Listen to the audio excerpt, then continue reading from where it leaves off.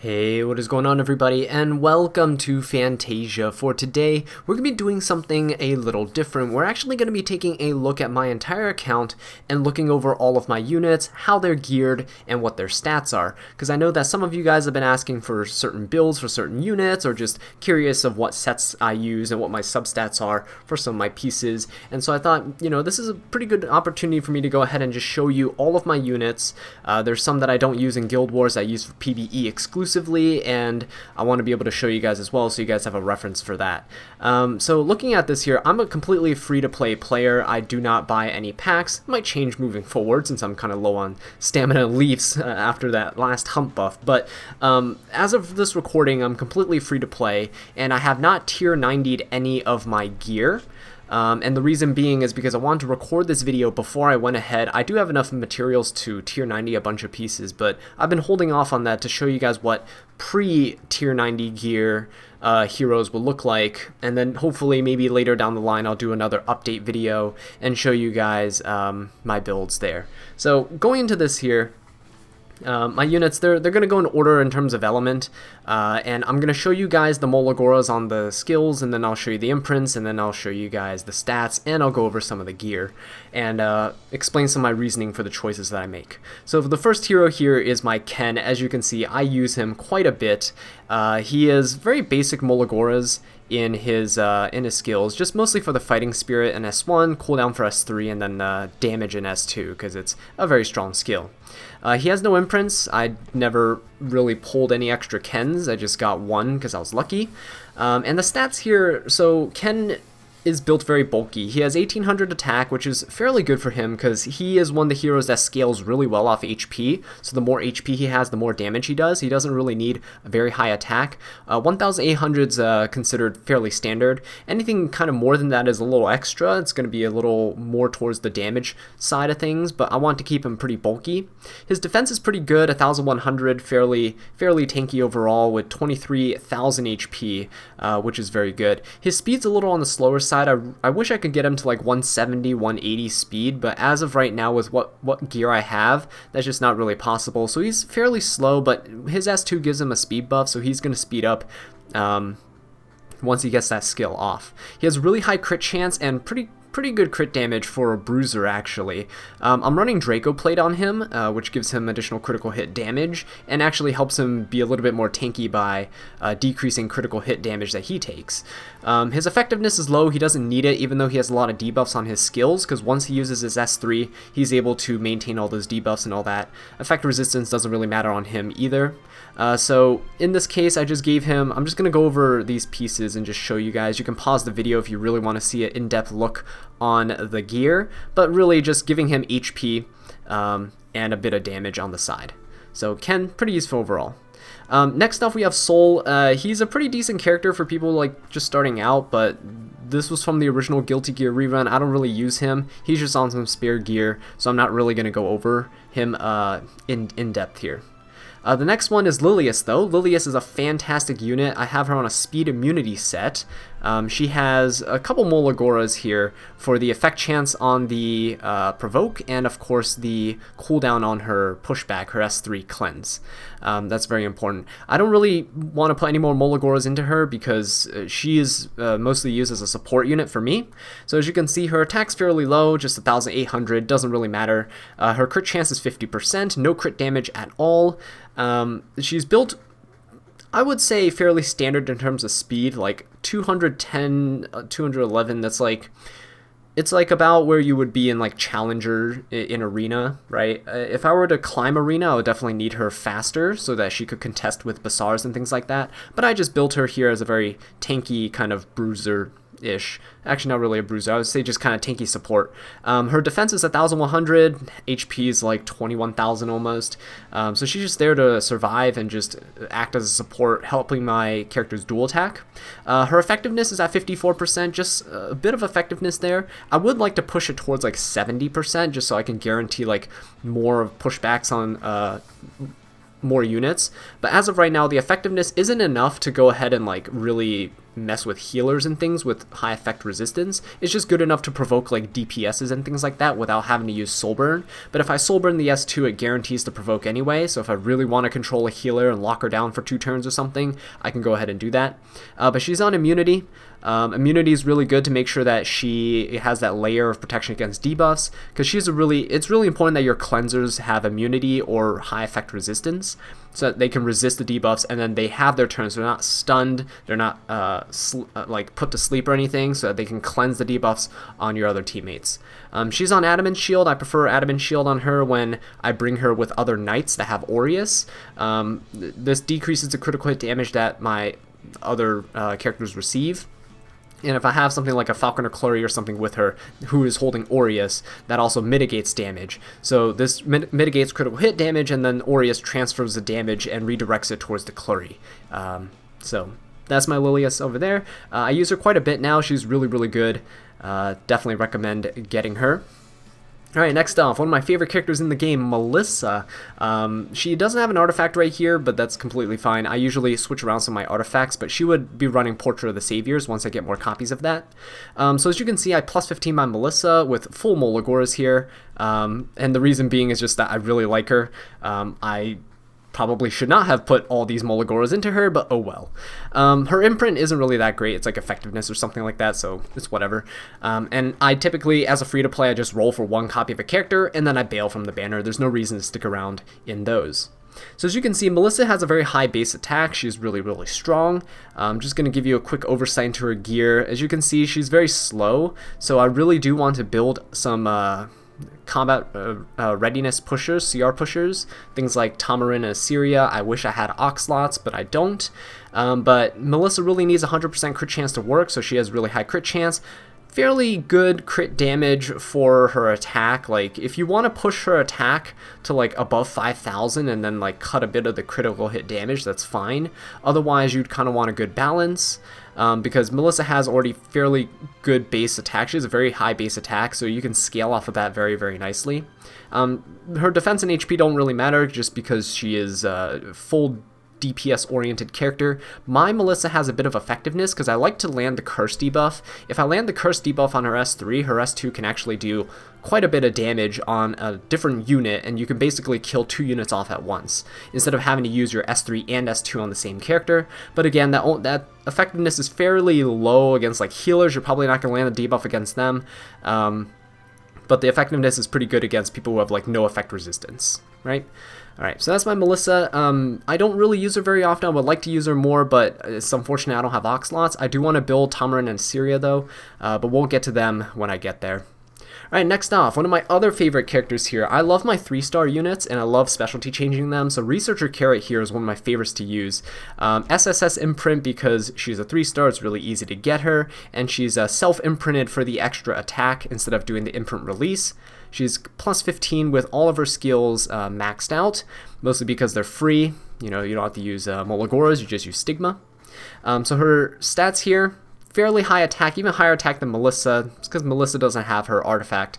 But I'm building Kara with a lot of damage because her burns scale off of the attack of your character. So the higher the attack of your character, the more damage the burns do.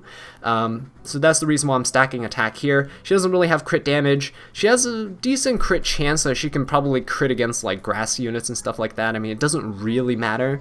Most of her damage comes from just her raw attack and her burn damage. So that's why I also have a speed set with a crit chance here. So putting a bit of crit chance is completely fine. Now her defense and her HP, they're fairly good. 1,000 defense and 1,000 HP. I mean, I would like to bring it higher. I would like 1,200 defense, like 1,200 defense, and then I would like her HP to be like 12,000 or 13,000-ish. If I could reach 14,000, that'd be amazing. But for a mage, it's a little harder to bring their HPs up because they have very low base HP. So looking at the crit hit chance, crit hit damage, fairly good. Like, again, as I said before, don't really need a lot of it. That's not the purpose of her to crit. The one thing I do regret on this build is that the effectiveness is very low. I like to pair her up with Helga because Helga gives a nice effectiveness buff, but it doesn't really matter too much because her burns will land on DPS units, which is what you want to land them on. You're probably not going to be landing debuffs on healers with good effect resistance. I'm talking about like 100, 150% effect resistance. You're probably not going to land them anyway, even if you had about 70 effectiveness. So this works fine for cleaving like those types of units, but I do want to rework her to put some more effectiveness on her. I like running her with Proof of Valor because mine's not up to par with the tankiness that I want her to have. So Proof of Valor is just there to help mitigate some of that damage. I forget if I went through her stats, but I'm going to go ahead and do that here. All right. So, moving on to the next character, Achates, one of my favorite healers in the game. She has a couple of imprints here. I mean, it's alright. If I get a few more imprints, I'll definitely go for the self-imprint, but as of right now, I do have a couple spare Achates. I don't know if I want to imprint them here, if I want to use it on my Shooting Star Achates just yet, but yeah. I only have 3 Molagoras into her, so just for the -1 turn cooldown on the S3, that's really all you need for Achates. You don't need anything else. Everything else is completely unnecessary. But looking at her stats here, the defense is really high. 1600 defense is really, really good. Almost 16,000 HP, which is very solid. It's why she's super, super tanky. Her speed's about 200. I like to make her faster compared to my other healers because she's a cleanser. Her S3 cleanses my entire team. So if you know, a Basar or something else goes that lands a bunch of debuffs early on, dizzies and things like that, I can cleanse before my DPS go so that they don't have the blinds, the unbuffables, and all those other attack downs, defense breaks, and things like that. It also helps her cycle through her skills fairly quickly, so I really do appreciate that. Damage stats don't really matter. The effect resistance, though, is I would like to get it higher. I would like to get it at least 100 or higher in terms of percentages, but right now it's at an 83%. It's okay. I'm mostly still banking on the misses from Basars to prevent her from getting pushed back, which is quite unfortunate because she has a pretty good Basar counter. She's not on immunity because I'm trying to build her with effect resistance, but if I could put her on immunity, I probably would. So here are the stats here. Mostly, you know, looking for HP, trying to squeeze in effect resistance, some decent speed, decent defense percentages here and there. But yeah, I'm running Rod of Amaryllis on her. She's really good with Rod of Amaryllis. Helps her S2 also provide a heal to the lowest ally. And then, of course, she has her exclusive equipment here, which is really good. Gives her 12% more HP. So when you go into battle, you'll see this come into effect. You don't see it right now on the stats. And then you... Oh, wait, no. I think you do. I think you do see it on the stats. So, yeah, it gives her an extra, basically, free 12% HP. And then I have the skill 3 as the exclusive equipment, so it increases the effect resistance of the caster for 2 turns. So this actually brings her like 83% effect resistance, a bit higher, which is kind of nice. I do like that, so that's why I chose that one there. Alright, but yeah, that's Achates right there. Next off, we have my Luna. Luna has S imprint. She's 2 away from getting max imprints. This is like the only character I ever rolled multiple copies of. So I rolled, I think, 4 copies of Luna total. I was mostly going for the Draco Plate artifact, the one that you saw in Ken, which was really, really strong. And I ended up getting a few extra Lunas. She was really, really good back in the day when Hunt 11 was the thing to beat, and I used her on my Hunt 11 team. But now that Hunt 13 is out with Wyvern 13, I don't really use her anymore because her defense break is very, very inconsistent, and she doesn't have a debuff on her S1. But I do use her a lot in PvE content, and occasionally I might bring her into like a guild war, but I prefer bringing in Yufine because she's a bit stronger with her S3, at least for what I need her to do. Okay, so for the Luna here, she is actually max Molud, so yeah, very, very strong Luna right here. I invested quite a bit into her. Now, typically, if I were to use her in PvE, I'll use like Daydream Joker as her artifact, or I would use not Draco Plate, I would use Portrait of the Saviors if I'm trying to nuke people in PvP. Now, she has an attack set here. Her attack's alright, it's not the highest. My Yufine has most of my really, really strong attack gear for right now, but, you know, attack crit set. Luna doesn't need higher than 70% crit chance because her passive gives her a bonus 30%. crit chance when she is above 50% of her HP. And her crit damage is fairly good. She's just really slow, so typically, just like Yufine, I would bring her with like Crimson Armor or something and just, you know, she'll nuke when it's her turn, right? But otherwise, her HP is alright. Her defense is quite low. For a warrior, a Libra warrior, she should be a little bit bulkier, but I chose to go mostly full damage. She has no effectiveness, so not really going to be landing debuffs. Not that she has many. She only has one defense break on her S3. But yeah. Other than that, though, fairly standard Luna. I used to use her quite a bit. Not that much anymore. Alright, next off is Karin. Karin I use quite a bit, especially now with Wyvern 13.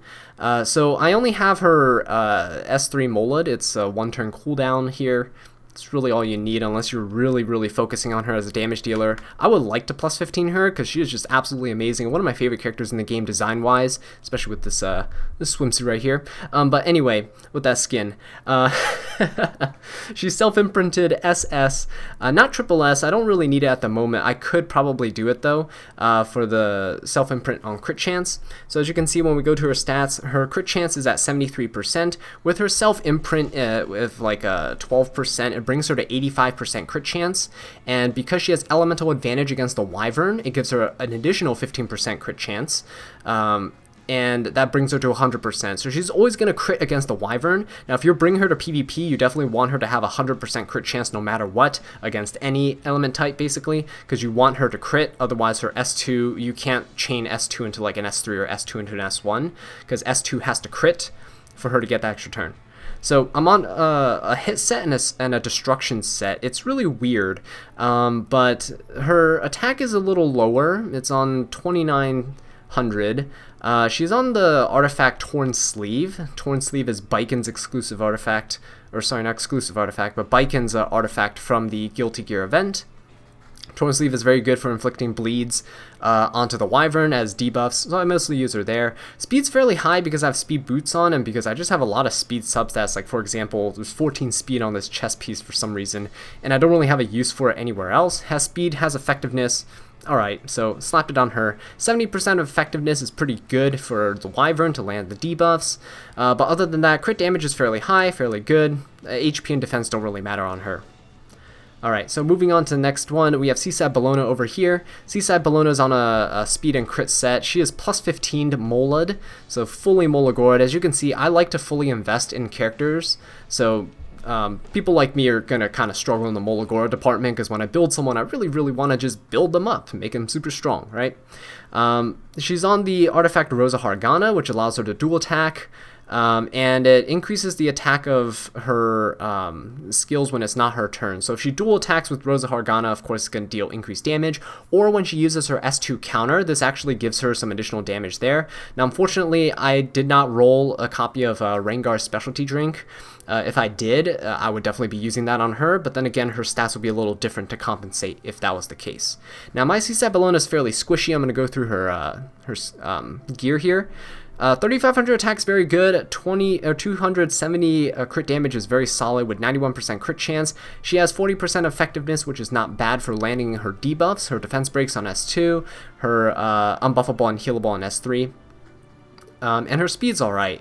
It's not the best, not the worst, mostly because I'm running an attack boot. If I run a speed boot, I would be sacrificing a lot of attack, but she would be much faster.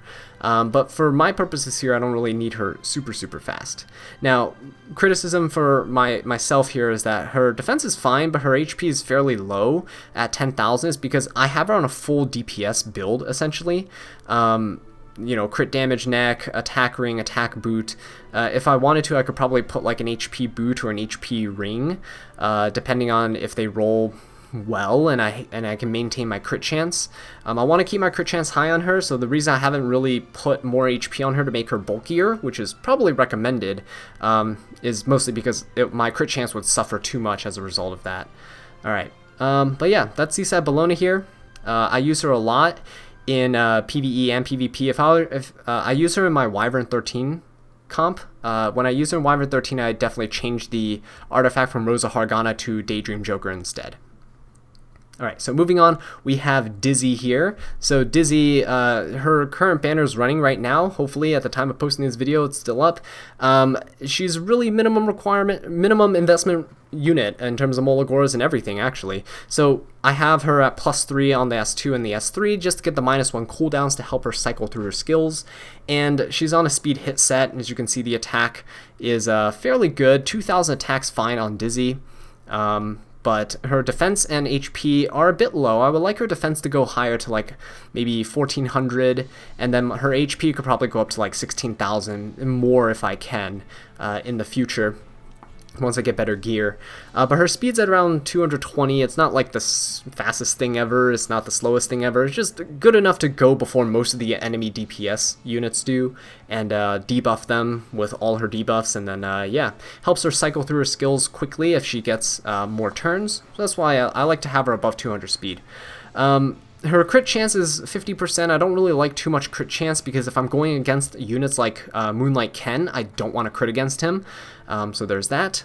Her crit damage doesn't matter because her crit chance is low, and I have her at 130 plus effectiveness. Effectiveness is very important for landing your debuffs, and I have her effectiveness very high because I like to land debuffs on healers as well, especially her S2, which pushes people's combat readiness back. I like to push back healers' combat readiness to help prevent them from cycling their heals as fast.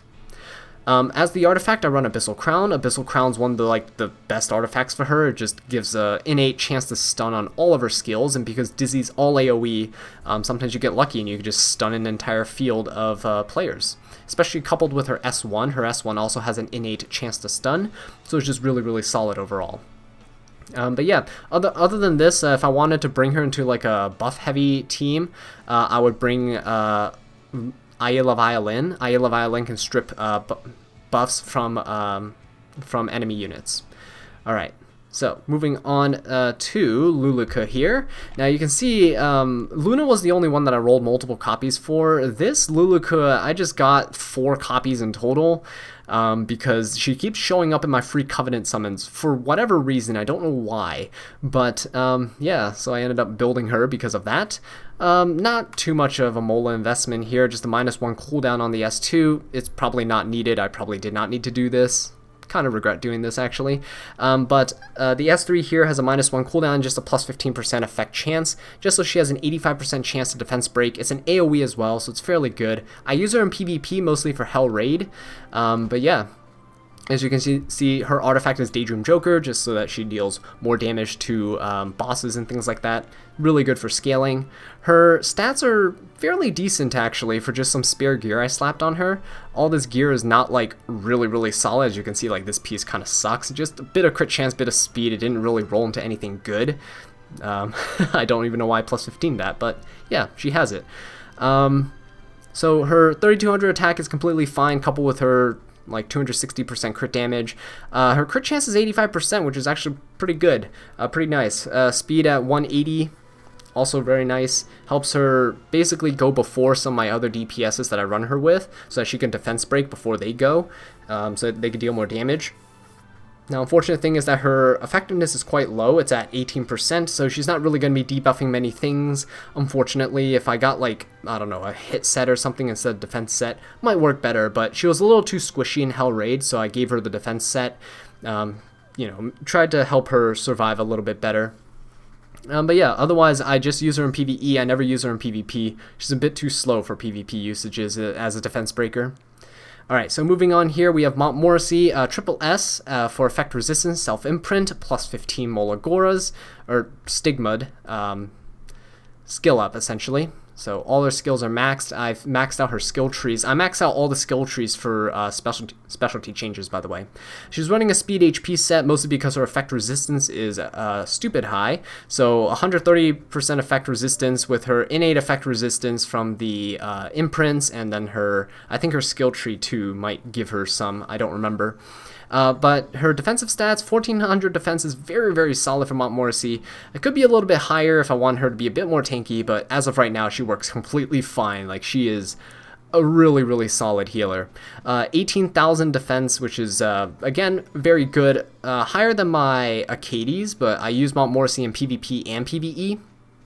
So sometimes she needs to tank some bosses in Hell Raid and things like that. 185 speed is alright, it's not too bad.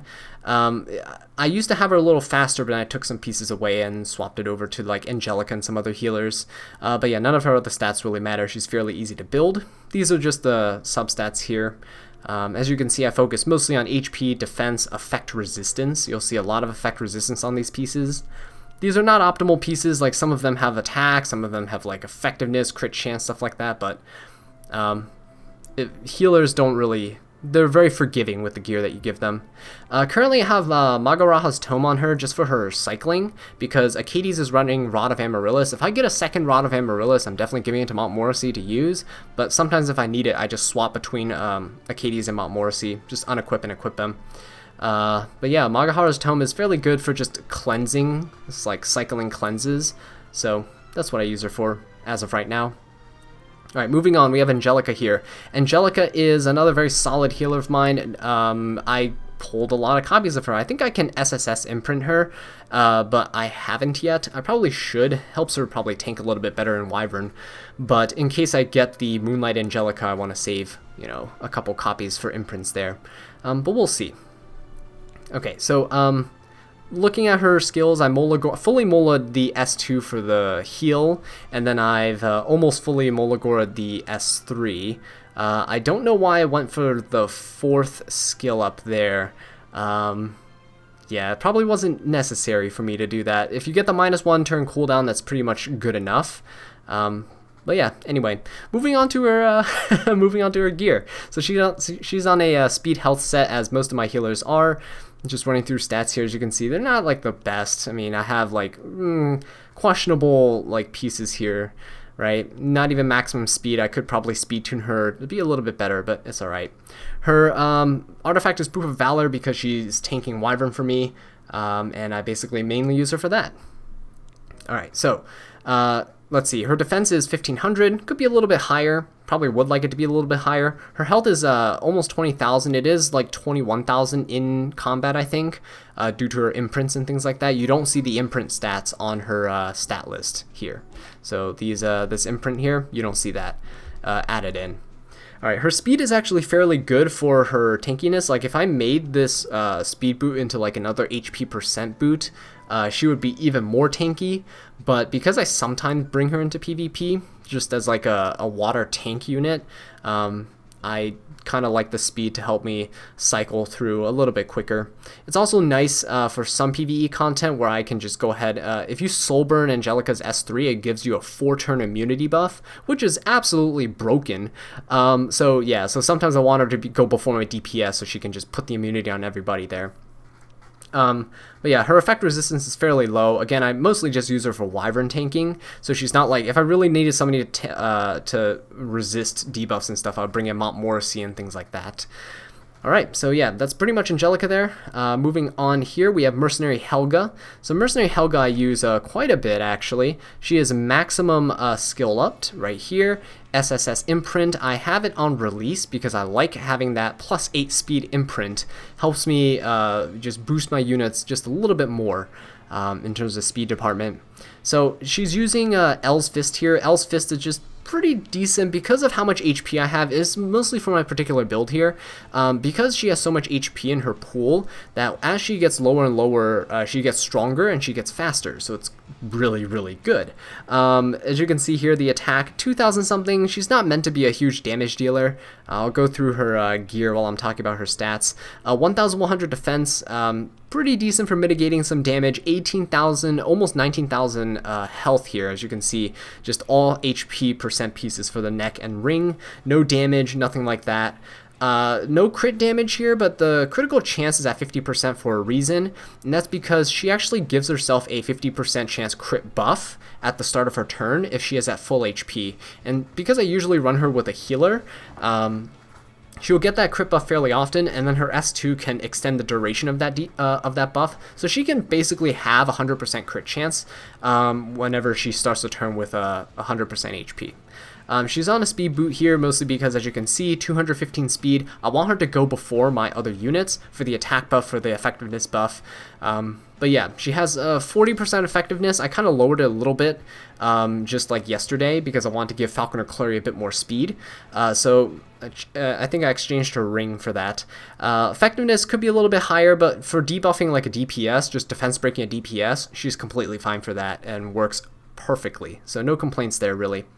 Alright, moving on to the MVP of Guild Wars here against all the meta comps. No imprints on her. I would love to have imprints, but unfortunately nothing as of right now. She's plus 14. The only thing I didn't get was the extra 5% chance to silence on her S2. I don't really think that's worth it. I got one for the -1 turn cooldown, which is really good though.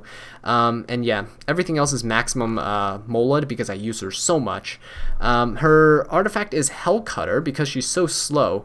This helps her gain attack and crit chance every time someone else's turn ends. So it could be yours, could be the opponent's. So by the time it comes to her turn, if like, you know, 5 other people have gone before her, let's say in a Guild War setting, if she's the last to go, then she's pretty much set. She's going to have a 100% crit chance by then, or near 100% crit chance by then. She almost never misses her crits. So all of her attack, so as you can see, all of her sets are just attack and crit, focused on a lot of damage here. 4,500 attack, fairly okay like defense and HP. She can take a couple hits, but she'll probably not live against, you know, a really strong nuke or a cleave or anything like that. Her speed's really slow, so I like to bring Crimson Armor to help protect her. I would, again, like to build some CR pushers to help push her to the front lines a little bit faster. But her crit chance is fine because I use Hell Cutter, and her crit damage is absolutely solid. She doesn't really need effectiveness because the silence is like on her S2, and the defense break doesn't really matter on the S1 as much, mostly because she hits so hard she's probably going to kill the units anyway, as you can probably tell from my Guild War clips. But yeah, that's Yufine. There's not much to talk about here. Oh, her exclusive equipment is like it's an effectiveness exclusive equipment, so it doesn't really matter. I have it set to the S1, so it deals 30% extra damage when using her S1. So that's why she deals so much damage whenever she attacks. Alright, next up we have Charles here. Charles is an absolute beast. So I used to have a very fast Charles, but now I have a really slow, tanky counter Charles. He's on immunity. As you can see, I have a lot of gray pieces here. I would love to swap them out, except I don't really farm Banshee, so I don't have a lot of counter pieces. But for his substats, like for all his stats right now, he's looking really solid for the type of gear he has. So I'm missing a lot of potential in terms of stats, but he works really well, even with what he has right now. So, okay, there we go. Yeah, I have my Charles plus 15 here, all of his skills, max Molad. He is like probably my favorite like male character in the game. He is just an absolute beast. I have a thing for just cool old dudes. I don't know. Okay, it's been like that through like multiple animes and games and things. I don't know why. Anyway, so moving back on track here, we have a imprint concentration of crit chance. I believe I have another unknown slate, so I can probably just increase him to double S here for 14% self crit chance, which would be very nice. As of right now, with I think his 11% crit chance, it brings his crit chance up to 90%, which is already very solid. It's already very good. He's always going to be critting against ice units anyway. His stats, his base attack's fairly low, so it's hard to get his attack fairly high. He's at 2,500 attack. I would like to get that up to 3,000. Mine used to be about 3,100 something, I think. His defense is really high though, or decent. I shouldn't say really high. 1,100, almost 1,200. Fairly solid. I would like to get that up to 1,400. His HP is, it's alright. It's in the middle ground. Mine used to have like 11,000. Brought him up to 14,000 with this slower build, but I would like to get him up to like 16,000, maybe even closer to like 18,000 HP if I get better gear. He's really slow. I think the 6 speed is coming literally from just this weapon here. Nothing else has speed on it. So yeah, he's meant to be slow to retain his buffs. If he's slow, he's going to get less turns. If he gets less turns, his buffs are going to stay on him for longer, and he's just more of a threat the longer the battle goes on. His crit chance is fine, 80%, like I said, goes up to like about 90 something percent with his imprint, and 250% crit damage is fairly solid. His effectiveness is quite low. If I wanted him to be able to strip more consistently, like strip buffs off the opponent, I'll probably bring that up a little bit, but as of right now, I don't really have the gear. I'm lacking all the substats. Justice's Mask is his exclusive equipment. I have it on the 14% attack, which is going to bring up his attack quite a bit. He hits really, really hard, by the way. But I have it on the Slash, where it increases his chance of activating Smash, so S1 into S2 by 10% chance, which is fairly solid. And of course, you run him on Elbrus Ritual Sword because Elbrus is broken on him. You can just counterattack into your opponents with an S1 and then follow up with an S2 into them and just crit them into oblivion and kill them. Coupled with his own counter set, because what people like to do, as you probably noticed from my Guild Wars, is to focus down Charles as soon as possible because he's a really big threat. So if people try to focus him down, he has a counter set. He's just going to counter into them. Yeah, and it's not going to be pretty for them. So yeah, there we go. That's my Charles. Really love him as a character. He is fantastic. The immunity helps him not to get debuffs because he's so slow. Okay, so moving on here, we have my Falconer Kluri. Falconer Kluri is plus 15 in terms of her skills here, and she's SSS imprinted, self-imprint for some extra defense, so she's a little bit more bulky. Now, Falconer Kluri here is my fastest unit as of right now, I believe. She's on Aureus, which is really good for just mitigating damage and increasing the defense of my allies, which is fairly standard to have on her. I'm running her on a speed and hit set. The hit set is because I need the effectiveness. Now, her attack doesn't really matter. Her defense is fairly good, 1500 defense. I would like her HP to be higher, but for right now, for her speed, like her HP and defense are very, very good. If I had her slower, then I'll definitely make her a bit tankier, about like 200 speed, maybe like some people run her like 180 or something like that. That's a bit too slow for me.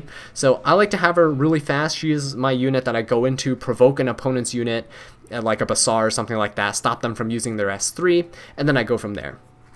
So as of right now, her crit chance, crit damage, that doesn't matter. I prefer her to have low crit chance, just so when she's hitting things like Moonlight Kens, I don't trigger counterattacks. And she's not really meant for damage.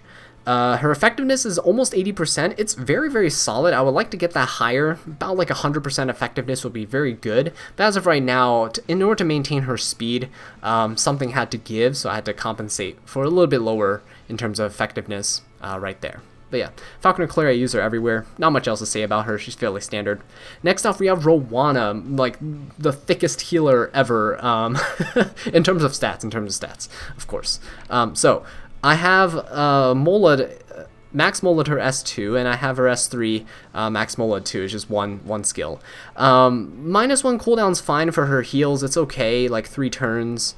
Right, it's not too shabby to have, but mostly you get her healing from her passive. I Max Molad mine because I don't know why, I just did it. I don't think I need it. That's the thing. I don't think I needed this, but for right now, no regrets. I use her so much in Guild Wars that there's no regrets at all. Her defense is really high, almost 2,300 defense. She is really, really tanky, almost 17,000 HP. She is almost never dying. Like, in Guild Wars, you can see, she basically takes, like, no damage ever, especially with her passive. She is so solid. I like to build mine fairly slow. I don't think she needs to be fast to cycle through her skills, and she has a lot of effect resistance, as you can see. 120% effect resistance. You don't want her to get the unhealable debuff on her. Now, the problem is she has no cleanses in her kit, so if her allies get the unhealable debuff on them, then her passive can't heal them. So that's the biggest problem with her.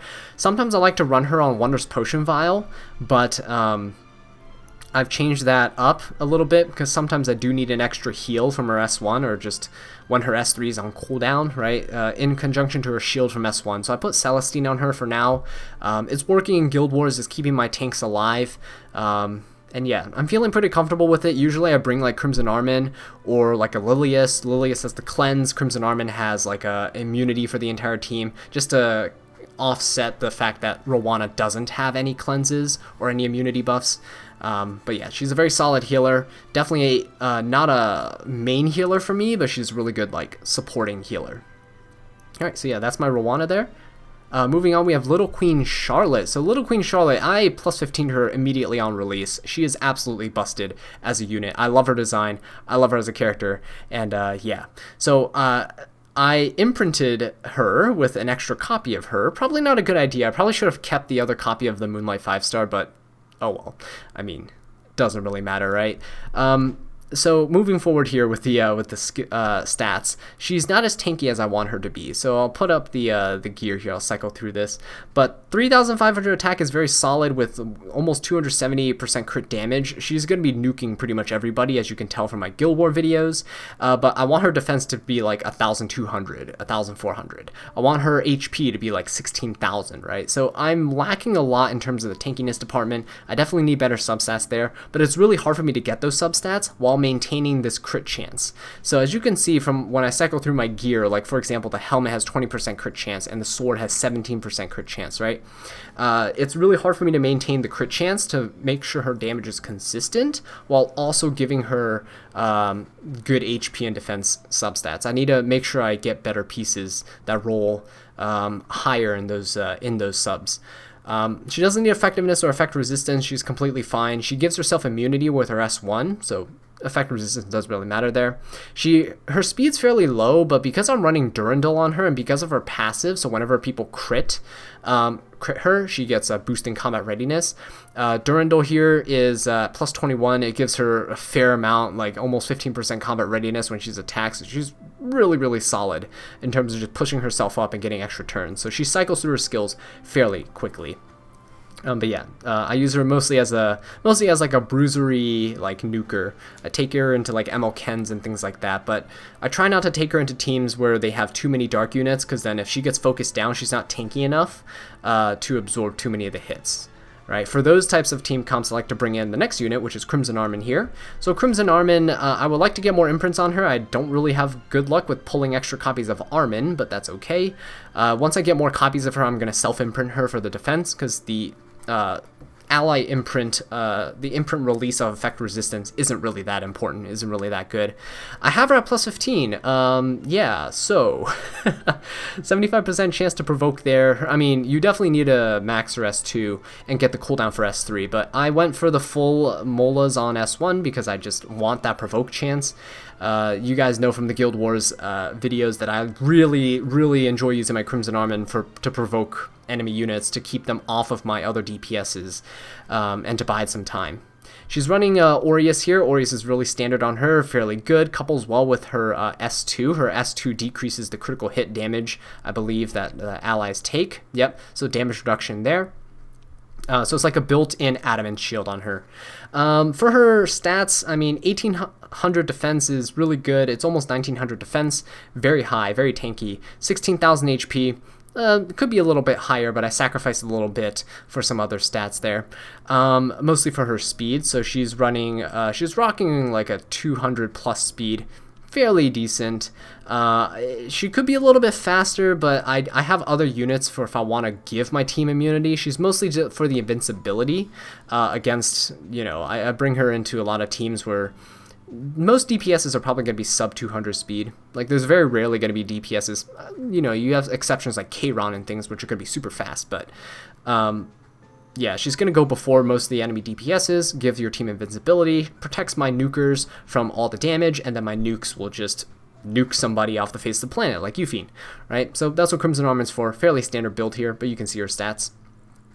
Next off, Lorina. You guys never see her in my videos because I use her exclusively for PvE. So I use her in Hell Raid a lot. She's on imprint release here. Same with Lorina. I like to pair up Lorina and Luluca. Lorina and Luluca I pair up together because they have really good morale in raids.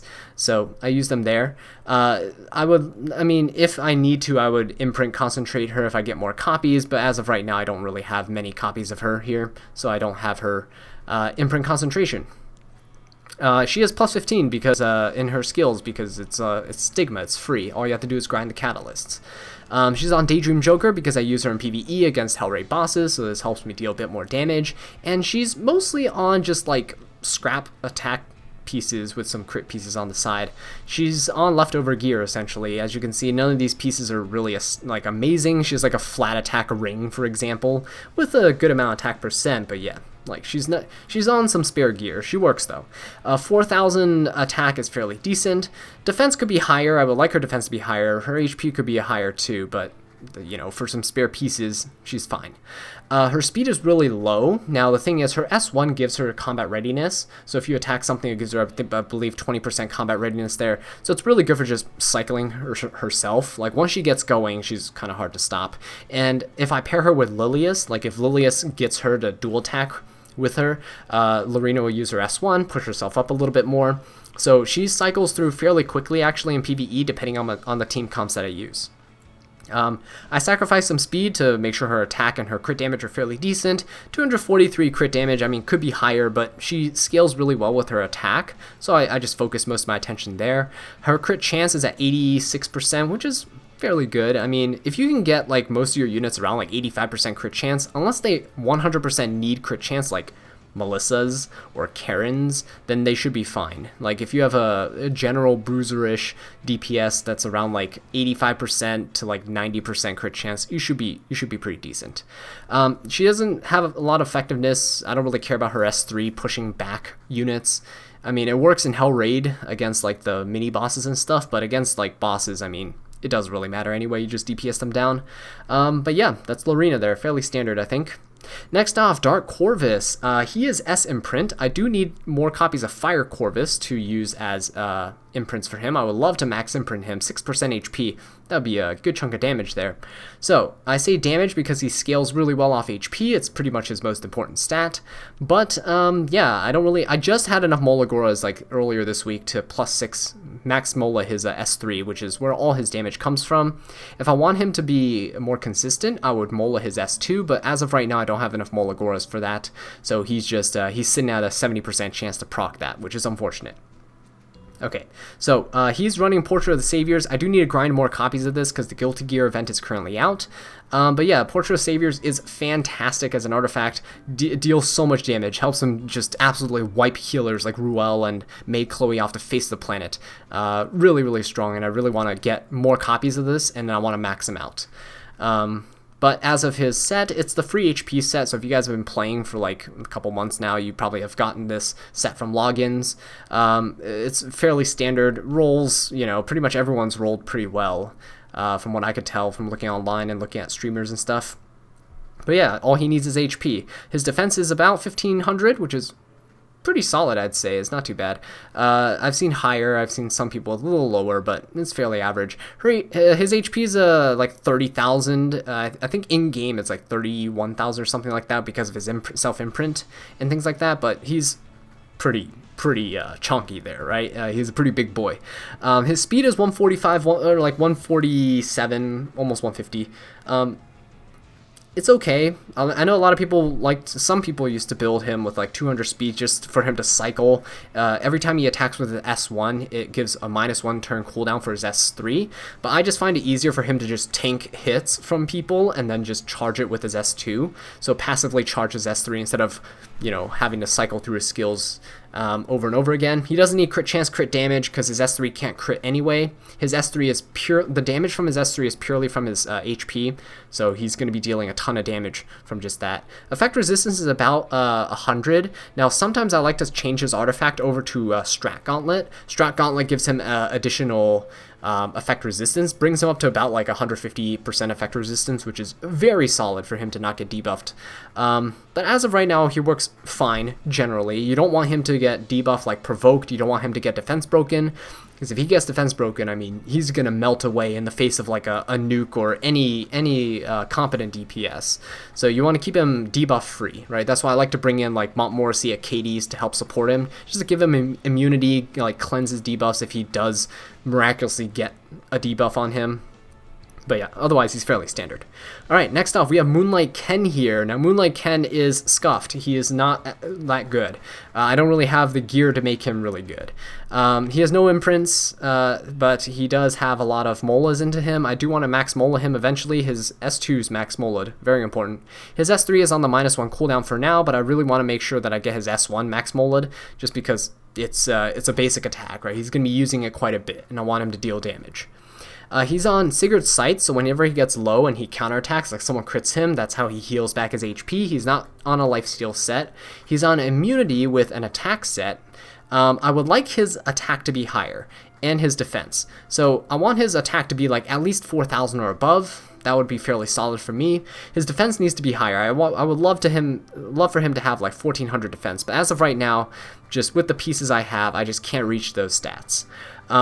His HP's okay, like 16,000 HP is good. I'm okay with that. His speed's low. He doesn't need speed. People attacking to him crit him, and then he counters and kills them, right? That's what he does. Now, his crit chance is low, 50%. I would like to get it up to like 70 or 80%. Now, his S2, his passive, if he gets crit and he counters, it's always going to be a critical hit. So that's why I want to get his crit damage higher as well. But the crit chance is good just because even if people don't attack into him, he'll still be able to keep up the pressure. Because my crit chance is so low, he doesn't really have that consistent of a damage output when he's not counterattacking, which is why I don't really use him very often. I like to bring him into like AoE team comps, where the enemy is just going to keep critting him with their AoE skills, and then he just, you know, gets a bunch of free hits on them. But other than that, I don't really use him. I would like to bring up his stats, though, but that requires better gear. But as of right now, he's okay. He's not the worst. Next off, I have the most broken character in the game, Arbiter Vildred. Arbiter Vildred has no imprints. I've never gotten Vildreds before. He's the only one I have. He has plus 15 because he is absolutely busted. He is the most broken character ever. I'm just kidding. There's so many counters to Arbiter Vildred now that most people have a way to deal with him. He's on Alexa's Basket, not on Moonlight Dreamblade, mostly because I like to sack people with this. He has a 30% chance to proc this at plus 15 right now. I do need extra copies to try to max this. It's a really good artifact. But if he gets a greater attack buff, he basically melts the entire map. And yeah, destroys in PvP. So I like to use him in, you know, places like Arena and things like that, in Guild Wars sometimes if the battles are really tough. I bring him in. RTA as well. Some people like to use Moonlight Dreamblade on him, but that's mostly if like you put him on a defense team. So here are his stats on his gear here. 4,200 attack is very high thanks to that weapon that I crafted recently. I brought him up from like 3,800 attack to 4,200 attack, which is a really big jump. And as you can see, the necklace has room for improvement too. I can get an extra 10% attack there. But the problem is that that ring is really good. 18% crit chance here. If I take that off, his crit chance is going to suffer quite a bit. So that's why I've been keeping it on him. His crit chance is 90%. It's really, really solid. I mean, I would like to get to 100%, but you know, he works. 272% crit damage, very good with his attack. If he gets a greater attack buff from the Alexa's Basket, he's going to deal so much damage. I would like to bring his crit damage a bit higher, though, more closer to 300. That would be fantastic. He has a bit of effectiveness for his blind debuff on his S3, helps to debuff a lot of the DPSs on the opponent's team. People are more scared of the blind debuff than they are really his damage, because most people have ways to mitigate his damage, but that blind debuff is what cripples people fighting against Arbiter Vildred, so having a bit of effectiveness is pretty nice. But yeah, his speed is fine, 160. I use him to farm, I use him in PvP, I use him everywhere. If his speed was a little higher, like 190 or something like that, it would be fantastic, but as of right now, I can't reach those stats with the gear I have. He's fairly squishy. Like, he's not really tanky. If I could bring his defense up to like 1,000 and his HP up to 10,000, that would be pretty good, because thieves are normally very squishy, but yeah. I would like Arbiter Vildred to be a bit more resilient against some AoE attacks. Alright, so yeah, that's Arbiter Vildred. Moving on. Challenger Dominiel. So, she's one of the earliest Moonlight characters that I think she won like she's probably the first Moonlight 4-star I got in the game when I started over a year ago. But because of that, plus 15 Molagoras. She's really, really strong. Unfortunately, I don't have anyone who has like an AoE, who can AoE hit people, crit them all, and then push Challenger Dominiel's combat readiness up with her passive ability. So that's the unfortunate part there. She's on imprint release because she helps support the team with some crit chance, which is fairly nice. Imprint concentration doesn't really matter because her crit chance doesn't really matter here. Her S3 gives the entire team a crit chance buff, so it's a 50% crit chance buff to everybody. and that basically means she only needs 50% crit chance, because when you use her S3, she gets another turn, then you go into your S1 with 100% crit chance. That helps you focus on attack and crit damage. Now, my attack isn't very high, it's only 3,200, and a lot of people have like higher than that, but for what she does, mostly cleanup work with one-shotting like people who are left over after like a big AoE attack from, like, let's say Arbiter Vildred, for example. Her passive allows her to, every time you crit somebody, it'll push her up. So if you AoE crit like 4 people, push her up a bunch in terms of her combat readiness. I have her on Tagahel's Ancient Book, so you can so by the time it's her turn, she can soul burn her S1 and just nuke someone off the face of the planet. I would like to max this out, but I need more artifact charms, so we're gonna be working on that. Her tankiness is actually not too bad. I mean, mages have fairly decent base defense, so 1,000 defense is okay. Her HP could be a little bit higher, but again, she's not really meant to survive for very long. She's just there to support the team, and if you're bringing her, you're probably going to be cleaving or nuking the opponents anyway, so doesn't really matter. Her speed's fairly low, but again, she gets combat readiness pushes from her passive, so it's fine. Crit chance, whatever, as long as it's 50%, it's good. And her crit damage is really high. I would like to get it to 350%, which is maximum crit damage. It caps there, but unfortunately I can't reach that right now. She's on some leftover gear. She's not, I don't really use her very often, but I would like to eventually, one day in the future. Alright, so moving on. Champion Zerato. I have him at S imprint, just 2 more Zeratos and I'll be able to fully imprint him. He's on a attack release. I could imprint concentration him for more effectiveness if I needed to, but for what he does in PvE, I don't really need that, so I just give his attack buff to his teammates. His Molagoras, I mean, +4 here for the effect chance, so 75% chance to decrease defense and attack. +3 on his S2, so fairly good for activation chances. And he's just on the 85 lifesteal set from Abyss. It's not really anything special. I think that necklace was also like free gear or something like that from something. And I have like an attack boot with HP % on it. His defense could be higher, but it's okay. 14,000 HP is fairly good. 3,200 attack is okay. Could be higher, but whatever. His crit chance is fairly good, mostly thanks to the Abyss set here. The problem with the Abyss set is that it doesn't have crit damage, so as you can see, out of those 4 pieces, I mean, they're not going to have any crit damage on them, so his crit damage is fairly low, not going to be too high. But his effectiveness is fairly good for 50%. Now, his transfer of debuffs is always guaranteed, so I don't have to worry about that. It's just mostly if you want to inflict his debuffs from his S3 and land it on the opponents, you're going to need some effectiveness, so he has some there. But he doesn't need too much. Alright, so yeah, that's Champion Zerato. I like to run him on Ayla Violin. You might see him bring me into... You might see me bring him into Guild Wars sometimes. Ugh, words. Which allows him to basically strip like immunities, strip buffs off the enemy, strip their attack buffs, defense buffs, and then land his own debuffs on them, or if they inflict debuffs on him, he's always going to counterattack, strip their buffs, and give them back their debuffs. So he's very good. He can solo a lot of content in this game. Very strong. Alright, next off, one of my absolute newest favorite characters in this game, Crescent Moon Rin. Oh my god, she is amazing. So, really quickly here, she is on S imprint. I can SSS her, except as of right now, I want to build regular Rin as well, so I'm saving some imprints for that as well. So that's a little project on the side. She's not built though. Alright, so Crescent Moon Rin here though. No molas at all. She works without molas. Now, I would like to get her S3 to the 1-turn cooldown. Definitely something I want once I get more Molagoras, but as of right now, she works completely fine. She's on the artifact RNL, which gives her extra turns. Fantastic for her. She gets so many turns, cycles through her cooldowns, and allows her to steal more buffs, grant more immunity buffs for your team. She's really good. Now, as you can see, she's my second fastest unit here, mostly aiming for speed substats with effectiveness. Her defense is 1,000, which is pretty good for a thief, actually, and 15,000 HP is very, very nice. She is going to be surviving for quite a while on the battlefield, which is what I want.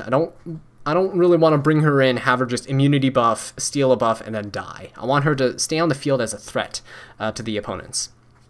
So 235 speed helps her go before a lot of common debuffers, at least in Challenger tier arena. Helps her go before a lot of the opponent's debuffers, and then she puts immunity on the whole team, which is very nice. And then her speed allows her to cycle very quickly back for a second turn, so that once the healers or the buffers on the other team support units put up their walls of buffs, she can start stripping those and granting it to your team. Really low crit chance. I don't want her to have any crit chance, really, because sometimes you want to steal buffs from like Moonlight Ken's if he gets his attack buffs and things like that. You just don't want DPSs to have too many buffs on them, so you strip him off, and you don't want him to counterattack into her, of course. So yeah, crit chance, crit damage, very low, minimum there. Effectiveness is very high, so with her imprint concentration of like 17%, whatever it is, 15%, on top of her 100 something effectiveness here, this allows her to strip buffs off of healers, and that's really important. When I built Crescent Moon Rin, it's to counter healers like DN, it's to counter healers like Maid Chloe, who have 100-150% effect resistance, so I really needed this effectiveness to be able to strip buffs off of them as well. Stripping a revive buff off of Maid Chloe and then killing her really fast is super valuable, right? Stealing the anti-crit buff off the DN just so that you can ensure you're gonna crit her if you're gonna nuke her, right, is really valuable. So she needs that effectiveness. I could make it a little lower and then, mostly use her to strip like DPSs or people with generally low effect resistance. But I feel like the utility that she provides and be able to strip healers is really powerful. So that's why I have her at pretty high effectiveness. I could bump her speed up and bump her like HP and defense up at the cost of the effectiveness, but I chose to go out of my way to build that instead for her utility, because that's really what she's for. She's just a really niche utility unit, and she's really nice to have. Alright, so that pretty much does it for all of my... Oh, and she's running a hit set here, which gives her a bit more effectiveness. But yeah, that pretty much does it for all of my units here. Now, I have some other units, and they're... I'll just quickly run through their stats here. They're not geared for actual play. Taranor Guard is actually, so give me a second. But a lot of these units that are 5 stars don't really see use. Now, Taranor Guard here is different. SSS imprint for crit chance helps him against the Wyvern. I turn off his skills when I use him against Wyvern, so he doesn't have any skill ups in his S3. I don't need it. But his dual attack chance is fantastic for Wyvern 13, so is his S1. He works as a 5-star unit perfectly fine. Daydream Joker to deal a lot of damage to Wyvern, 3% every time he attacks. He has very good speed, almost 200 speed. His attack doesn't really matter. I mean, it could be higher, but I sacrifice his attack to get his effectiveness up. And again, keep in mind, this is a 5-star level 50 unit, right? He could definitely have much better stats, but I just chose not to invest into him. Critical hit chance is actually going to be 100% against the Wyvern. Kind of the same story with Karin. He has a 15% or 11% chance imprint on himself, brings his crit chance to 85%, and when he attacks Wyvern, it's a plus 15% because of his elemental advantage against it, so it's going to have a 100% chance to crit against Wyvern. So that puts his 230% crit damage to fairly good use, right? So it's not too bad. He's a good, like, supporty sub-damage dealer. He's mostly there for defense breaks against the Wyvern and to trigger dual attacks. That's why his effectiveness is at 67%. You want your debuffers against the Wyvern 13 to be at, like, 65% minimum.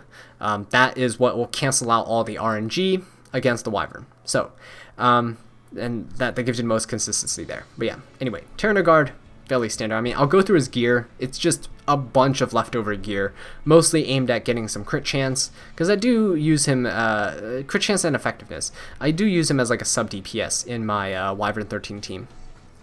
So yeah, there's Taranor Guard. But again, the rest of the characters, like Rose, I don't really use. She's just on a bunch of like good pieces. Like I have like a lot of speed on these pieces, but nobody can really utilize them. Because they're kind of weird in their substats and stuff. So, these characters here are just on some spare gear. Some are completely ungeared and holding some extra gear like Lilibet here. I don't use her, but she's just on some spare gear. But yeah, anyway, guys, that's going to do it for this video. I don't want to drag on too long here. A lot of these units down here are just, yeah, not geared at all. So we're gonna come back. Let's go to Crescent Moon Rin. All right. So anyway, guys, thank you all so much for watching this video. Hopefully this has helped you in terms of building your units. If you saw a unit that you liked that I have built and you want to, try to work towards that as a goal, fantastic. Hopefully, I mean, that's the whole purpose of this video, right? Just show you guys what I have and to help you guys out. If you have any questions about certain units and how to build them, I can definitely help you out, even if they're ones that I don't personally have built. Because I am a complete nerd and I know too much about this game. So leave those questions in the comment section down below and I'll try to get back to you as soon as I can. But yeah, anyway, with that being said, thank you all so much for watching this video. Really do appreciate it. If you enjoyed it, please leave a like, subscribe for more Epic 7 content, and leave a comment down below letting me know what I can do to improve. And until next time, take care.